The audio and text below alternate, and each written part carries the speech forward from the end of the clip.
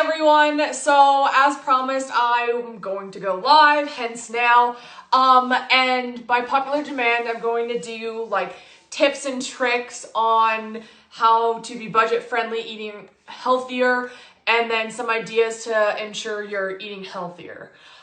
So I'm just gonna get right into it just because I know I can post this live into the group like afterwards, so if you miss it you can always rewatch it.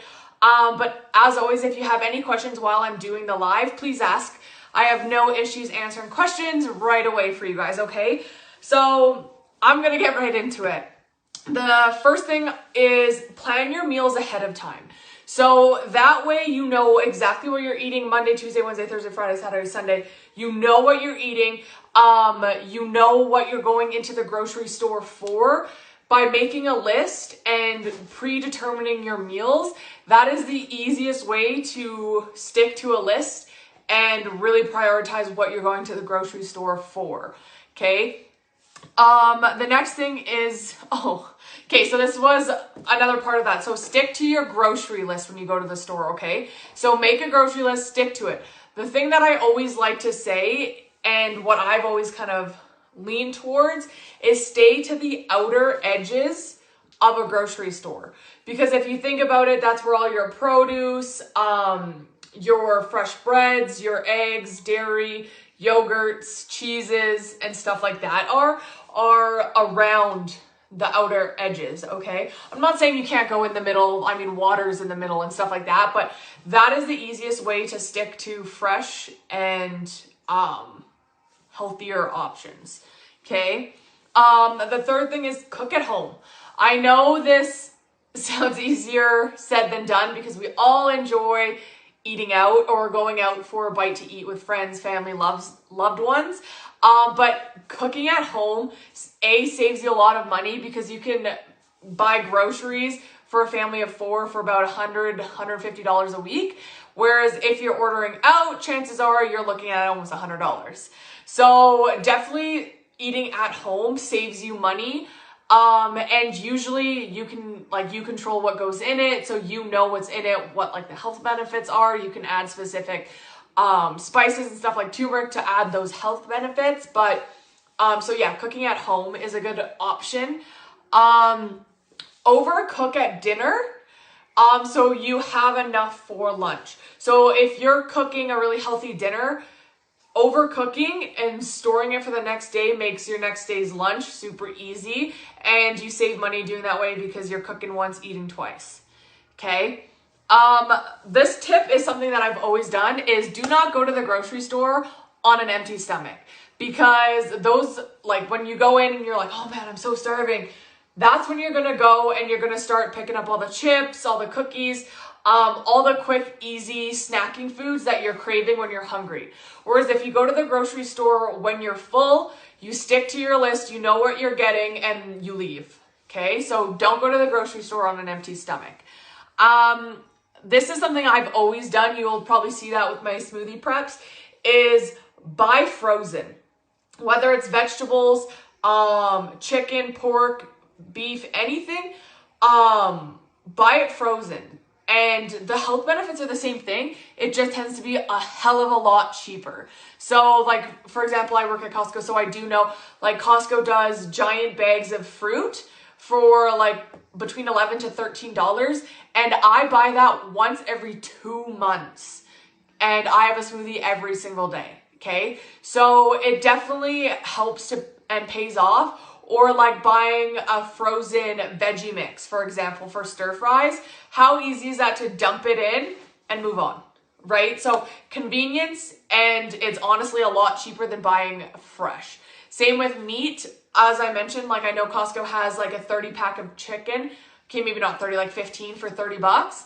And that's a lot cheaper than if you buy 5 fresh patties for like 5 fresh breasts for $30 or $20 or whatever it is, right? So buying frozen is a good way of keeping prices down. Same with buying generic. So you don't always need like a name brand. Buying a generic, like a Kirkland brand, or like if you go to Superstore, Walmart, whatever like the generic brand is, it's cheaper, and usually the health benefits are around the same point. Okay, so generic and frozen is going to save you a lot of money in doing that. Okay. The other thing, so if you find buying meat is too pricey overall, buying things like legumes, hemp seeds, eggs, stuff like that, and pairing them together gives you the protein you need anyways. So there's obviously like different options on like how to pair properly, but if you find meat too expensive or you're vegan, vegetarian, those are great options, and they tend to be cheaper. For produce, so shop in season. So if you're buying fresh produce, I always highly suggest buying the fruit that is in season. Okay, so you'll never see me really, I shouldn't say never because sometimes I get them, but like I won't go buy grapes in the middle of buttfuck winter. Okay, because they tend to be a lot shittier, if I'm being honest, than when they are here in the summer. Okay, so buy fruits that are in season because they'll last longer and they're fresher for you, so they don't expire as quickly. Okay. Buy in bulk. So this is also something that I always do. So I go to Costco and I buy in bulk. If you get, so Michael and I get a bonus twice a year, and what we do is we go to Costco and we fill our deep freeze with fruits, veggies, frozen meat, stuff like that. And we're good for months on end after that. So that's a good option to buy in bulk. Like I said, things like fruit, oatmeal is a good thing to buy in bulk. You can always open up a thing of oatmeal, add some bananas, whatever, and you've got breakfast for the day. So buying in bulk saves you more if you were to do like a bulk run and then do like small pickups of like $50 for fresh veggies if you want each week. Okay. You're going to hear me say this all the time, but another way to save a lot of money is meal prepping. So I'm personally the type of person that if it's cooked, I eat it. I don't like wasting food. I'm kind of stingy that way. So meal prepping it's easier, honestly, because you can spend like an hour to 2 hours meal prepping each week, instead of like the 30 minutes to an hour you're cooking every single night.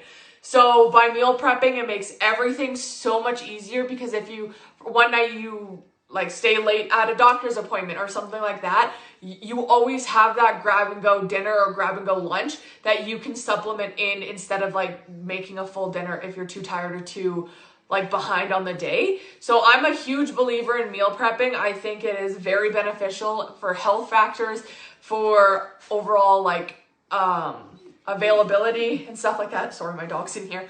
And then my last tip on this is find any and all coupons. I know people joke and say things about like coupon shoppers and stuff like that, but buy what's in the coupon. So if there's like a Dairyland or a generic sour cream for sale, buy the fucking generic brand.